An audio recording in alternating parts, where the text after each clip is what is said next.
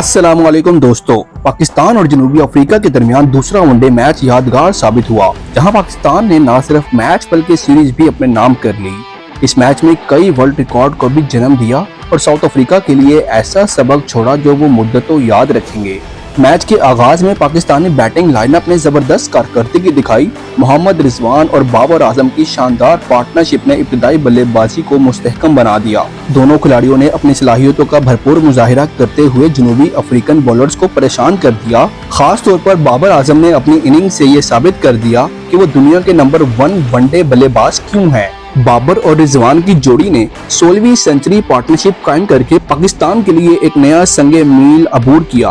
ये जोड़ी अब पाकिस्तान की चौथी कामयाब तरीन जोड़ी बन चुकी है जिन्होंने बार बार सेंचुरीज पार्टनरशिप कायम की। बाबर और रिजवान के बाद कामरान गुलाम ने जनूबी अफ्रीकन बॉलर्स के खिलाफ धुआंधार इनिंग्स खेलकर 50 रन की सबसे तेज तरीन 50 बनाकर नया रिकॉर्ड कायम कर दिया।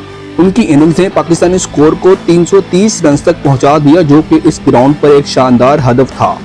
जब जनूबी अफ्रीकी बल्लेबाज मैदान में उतरे तो पाकिस्तानी बॉलर्स ने अपनी रफ्तार और महारत से उन पर दबाव डाल दिया। खास तौर पर शाहीन शाह अफरीदी ने अपनी शानदार बॉलिंग से जनूबी अफ्रीकी बैटिंग लाइनअप को तहस नहस कर दिया।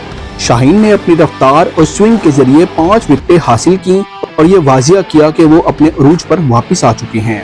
मोहम्मद रिजवान ने न सिर्फ अपनी बैटिंग बल्कि अपनी कप्तानी से भी सबको मुतासिर किया। उन्होंने जनूबी अफ्रीकी सरजमीन पर सीरीज जीतकर अपनी क़यादत का लोहा मनवाया।